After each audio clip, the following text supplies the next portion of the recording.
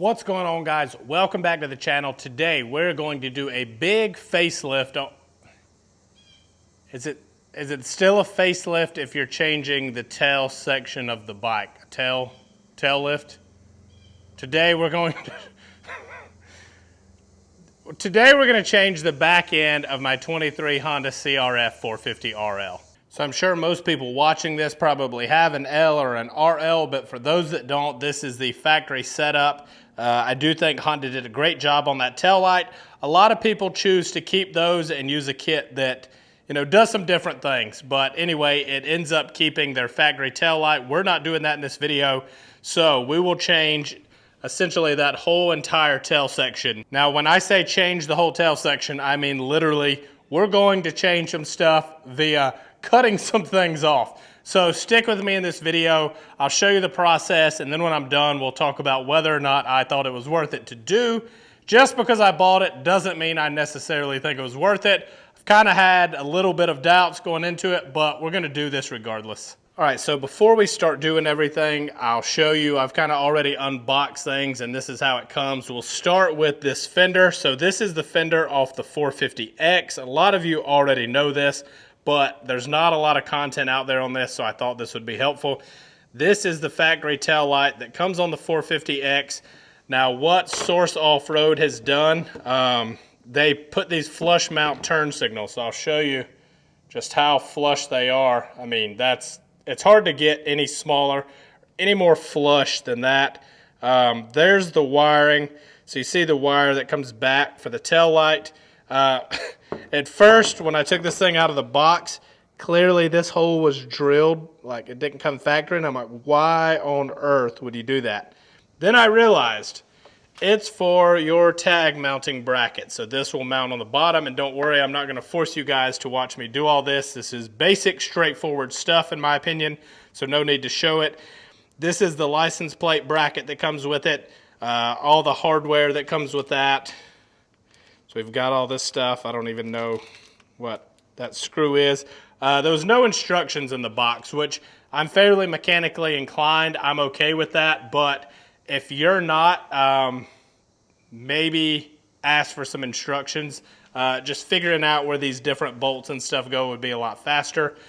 If you're wondering what this is, I also ordered the kickstand delete. So this will do away with the sensor for your kickstand, so the bike will still start.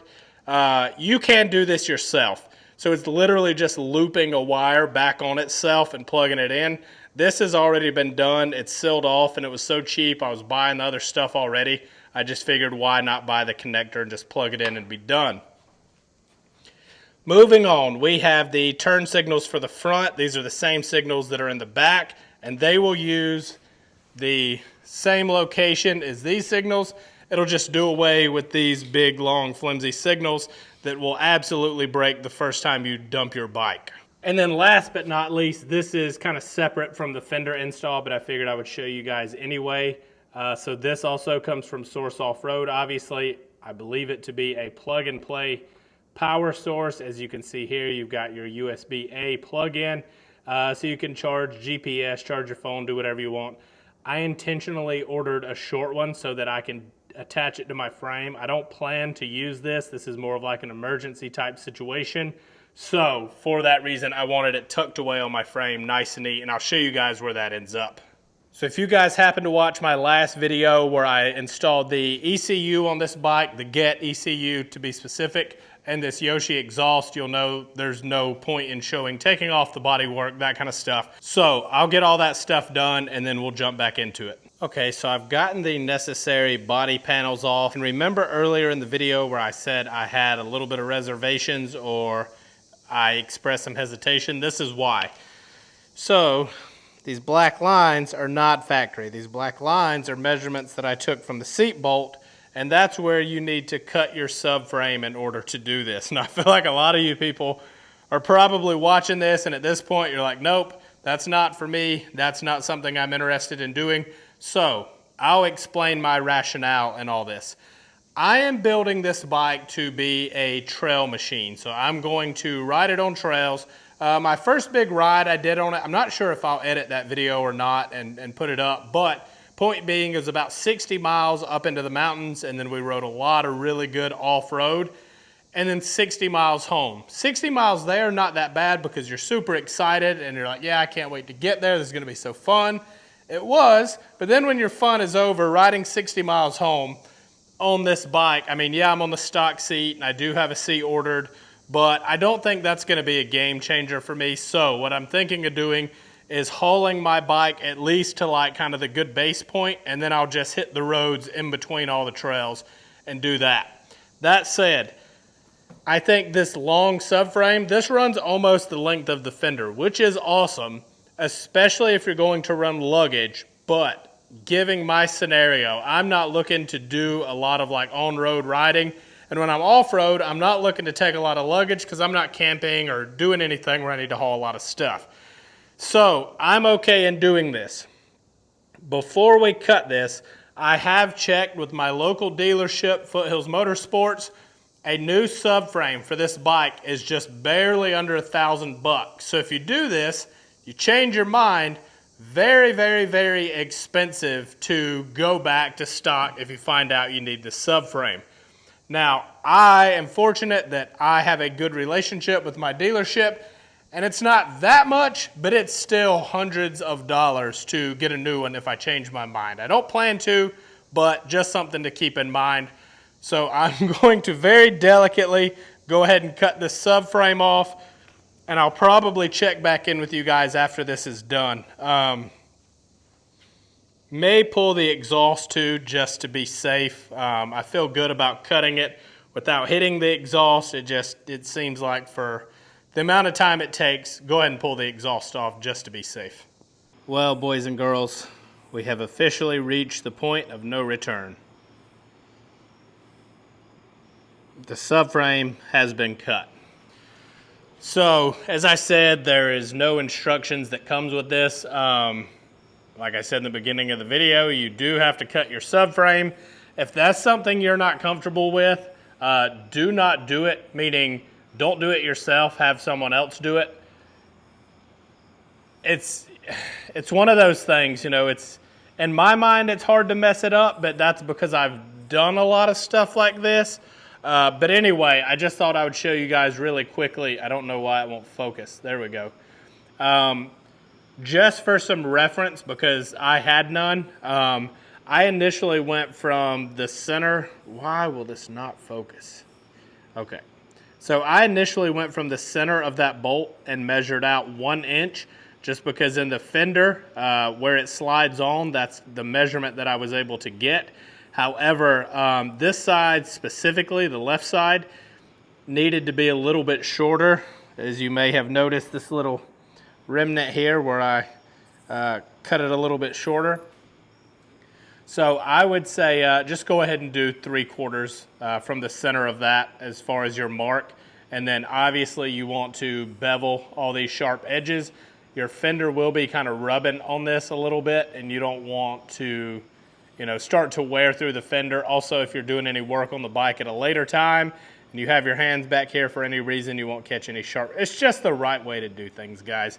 Also, I did have to cut these tabs off. So there is an extra little tab that mounts something along the lines of that. I had to cut these off for clearance. So initially when I cut my subframe, I did not take the exhaust off. Although now you can see that I opted to do that when I had to cut that extra little brace off. Now the fender fits amazingly. You can see all these wires ran the length of the fender. So you're gonna have to figure out something with all this stuff, where you wanna put it. And then this thing tucked up in there, and then this hole here, little screw here to ground this unit out, give it a good mounting point also.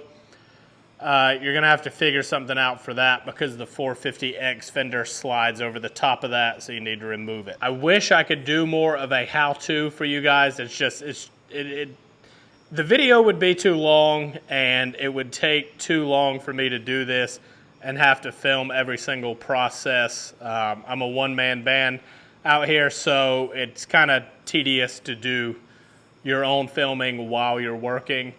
but I'll get the fender on. I'll probably try to show you guys a little bit before it's like together, but just to give you an idea. One more quick side note for anyone who's newer to doing stuff like this. I had pulled it out because I used it for something else, but I did have this rag covering my air box just so I'm not getting all the little shards of metal you can see around it. All that would have gone into your air box, which would have essentially probably gotten sucked up into your engine. It's not what you want, guys. And here we are with the bike back together. So I know I had my reservations in the beginning. I have absolutely none now. This is everything that came off the back of the bike. So the subframe that we cut, your factory rear fender, and all the mess that goes into that. And I was skeptical about this light. I was like, man, it's just not gonna be bright enough. I don't really plan to be riding at night, but that's my point, is in the day, you know, would you see it? So I know it's hard to tell on video, but I promise you it's actually decently bright on camera. Let me see if I can reach the brake and... Yeah, so see, brake light, super bright. Show you guys the turn signals really quickly. So, I mean, not bad. It keeps you legal and it gets the job done. So, as you can see, it's 1021, which is past my, oh my, look at the text messages. Over 100 text messages. So, if one of those is you, sorry, obviously, I'm busy, priorities. But with that, I didn't do the front yet. I will. That will be in the next clip for you guys, which is the magic of shooting YouTube videos and editing. Is you can do the next day or the next week or the next month, put it all in the same video, and it looks like it happened immediately. So I'll check back in with you guys when I get those front signals on. Again, probably not going to show the how-to. I got to feel like it's pretty simple, pretty straightforward. Although the kit came with no instructions, the rest of it was. So, I mean, they're literally plug and play, pretty hard to mess up. They are marked right and left. So shout out to Source Offroad. Also, really quickly, I want to address the quality of this product. So you get a factory fender. Oh, by the way, the bolt that I think I mentioned in the beginning that was in the little Honda package, the factory OEM Honda packaging, is for this fender. The RL doesn't use it, the X does. You'll see what I'm talking about when you get in there, but it's a black bolt, you can't miss it. But this is 3D printed, as well as the bracket that it mounts to. All the hardware was super, super nice. The quality of the 3D printing is good. This fender is factory, so obviously it's gonna be good. Turn signals seem to be good quality. So I highly recommend this if you don't plan on running luggage. It just cleans it up. The quality's great.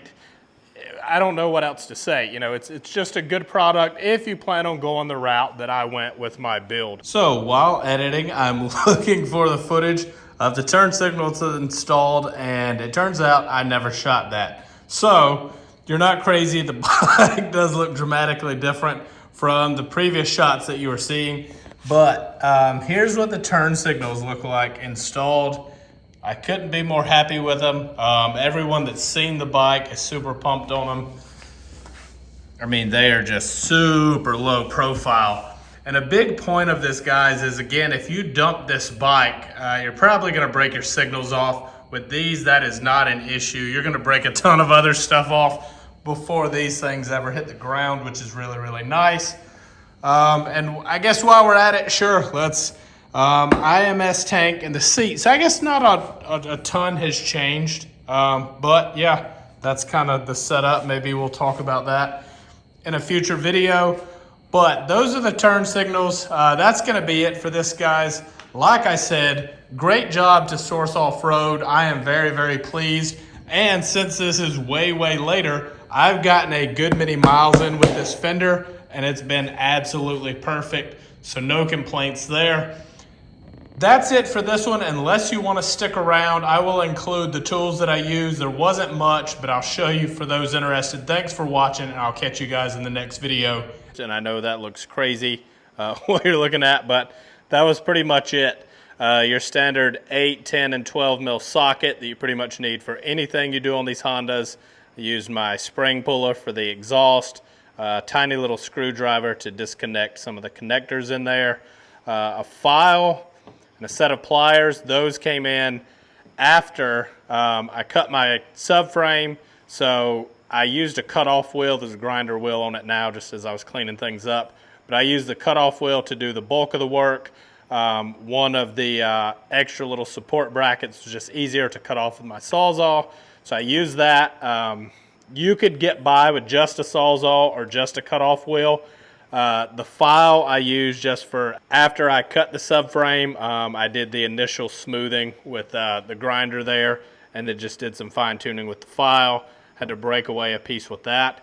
That's literally all the tools I needed. You do need like a Phillips head to take 2 screws out. There are 2 more screws that you'll need a little Allen wrench for, but I mean, this was all it took to put this kit in.